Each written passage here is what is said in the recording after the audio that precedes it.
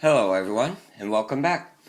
Alright, first off I want to thank Jeff Moss for sending me these 3 Yale blanks for my antique push locks. And he sent me a really nice business card here, so I'll be keeping that.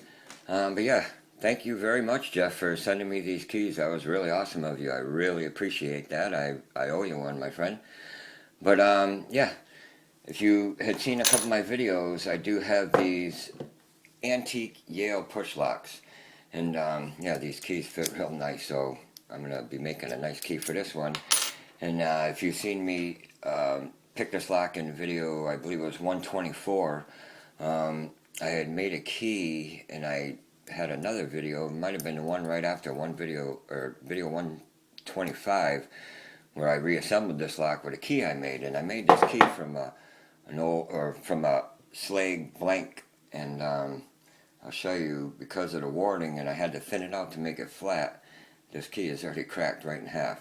So as you can see, this is not going to last long, but it does work. You have to finagle a little bit.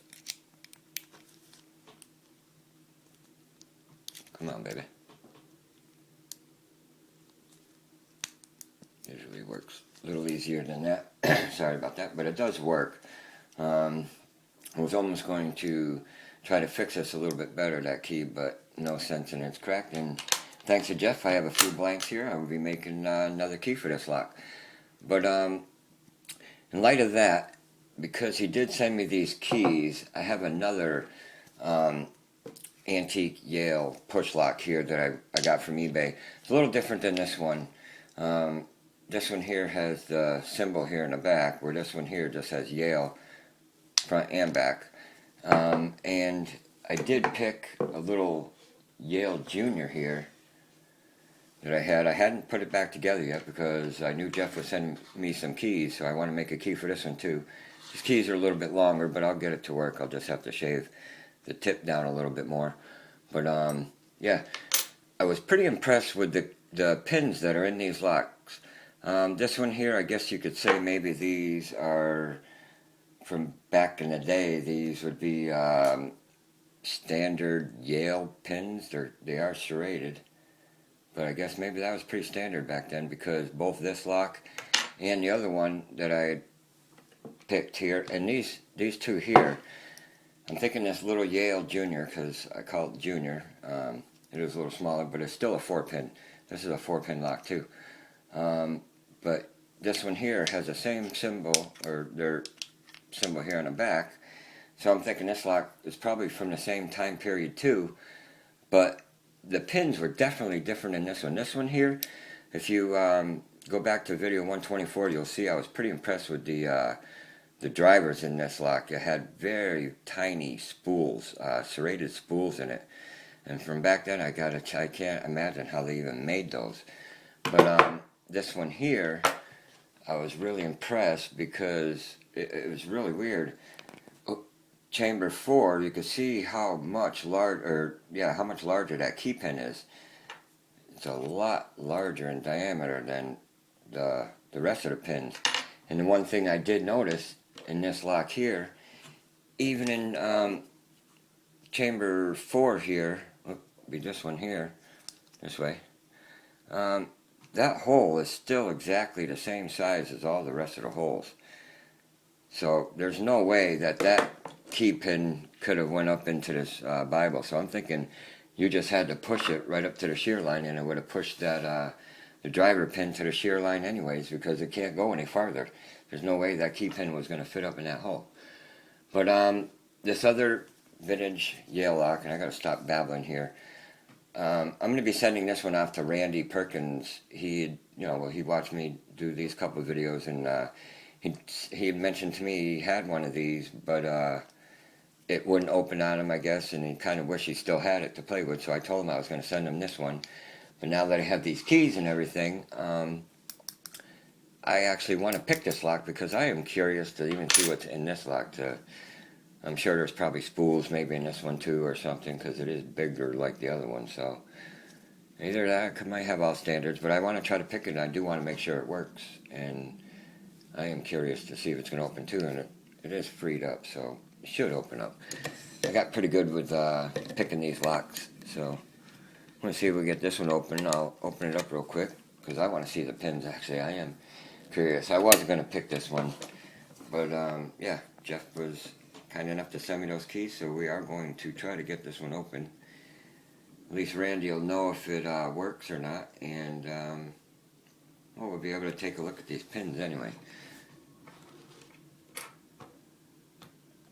Alright, my screwdriver right here.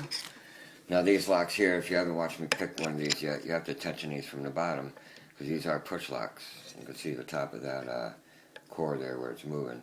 So this lock should open. I did spray it down a couple times actually, or put a little oil in there.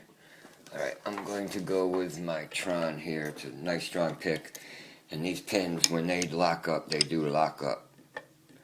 So, let's see what we got here. Alright, pin 1 is definitely locked up. Okay, got a nice click from him. Okay, pin 2. Right here. Okay, got a big click out of that one. Now pin 3, got one out of him. 4 is still loose. Okay, we're back on pin 1. Yeah, even with not too much tension, these pins lock right up. Okay, that was another click from 2. Okay, we're on 3, I think. Either 3 or 4. Big click out of that one. Alright, now 4 is bound up. Okay, we got one out of 4.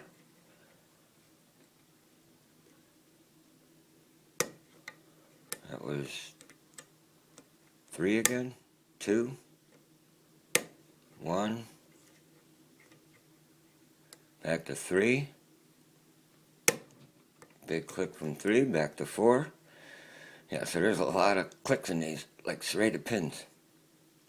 We're on 4 right now. Big click out of 4 again. So these have to go way up there. One thing I did notice, you have to pick all these pins because they're usually nowhere near the shear line. Oh, we're open on 4. Alright, awesome. Alright, well there you go, Randy. At least the lock does work. That's a really good sign so far. So now let's see what is in this lock. Use this leather here. I'm gonna put that around here. Try to at least get it started. Grab my pair of pliers. So I get this thing to start twisting for me.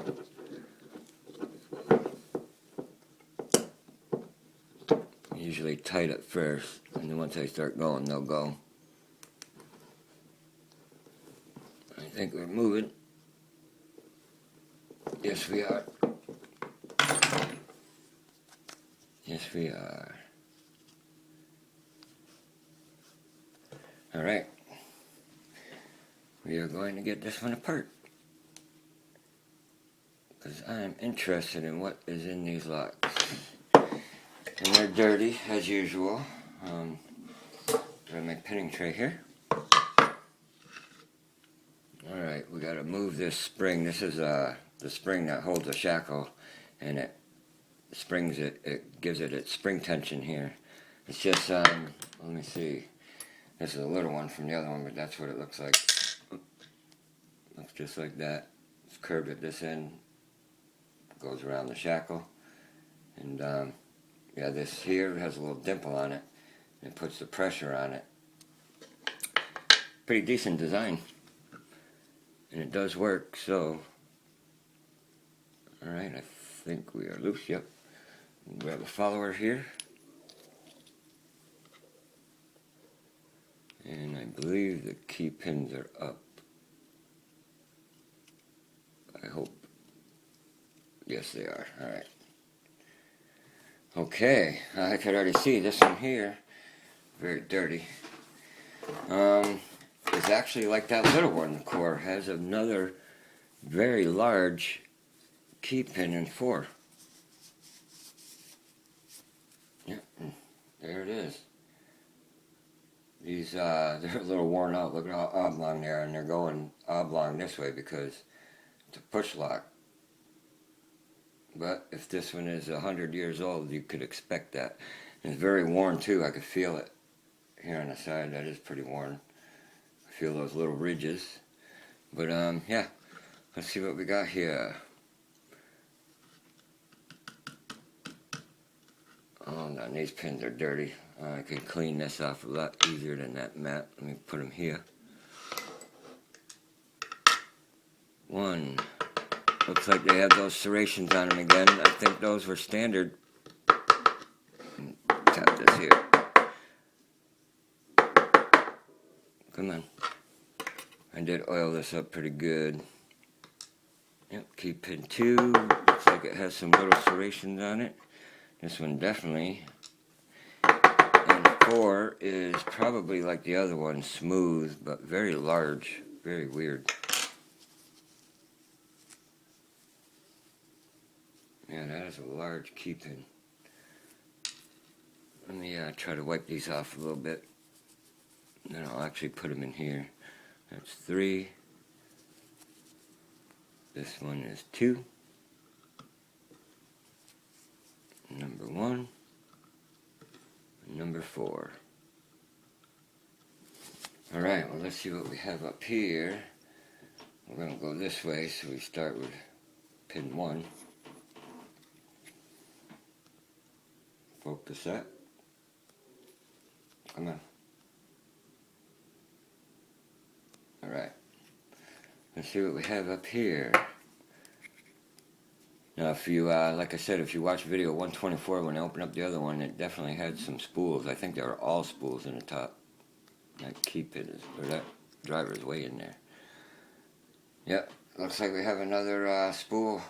It's a larger one, a longer one. I'm going to put that over here so I can clean it off.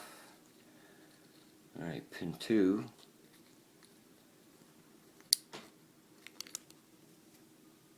Another spool.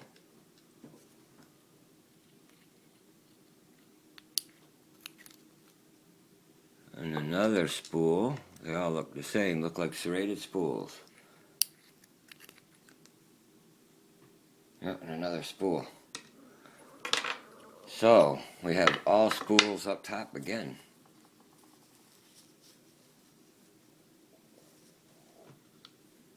Four. I'm going to show you these pins. Because they are pretty cool actually for, what, in the 1800s, early 1900s. Pretty awesome. Alright, this is what is in this lock. See if I could show you it's worn out, and a lot of these serrations are worn out from over the years. Like one side, like this one here, you can see them pretty good in that one. And then like this one here, you have to kind of spin it around to see it. They are pretty worn out. And that one's nicely serrated on one side, but all worn out on the other. But yep, these ones actually have some really nice serrations in them now. They are still pretty deep, and they look like they're at an angle, like a screw. Yeah, they do kind of look like they're screw angled like that. So pretty awesome. Alright, Randy, I'm going to be sending you this lock, my friend. I might even get it out this weekend for you, and I'm going to throw in one of these keys. So you could try to rekey it yourself. There you go. You could have a lock to play with. These are fun to play with. So, alright guys, well, if you enjoyed this video, please hit that like button. If you have any questions or comments, comment below, and please everybody, be safe and stay legal. Thanks guys. Bye.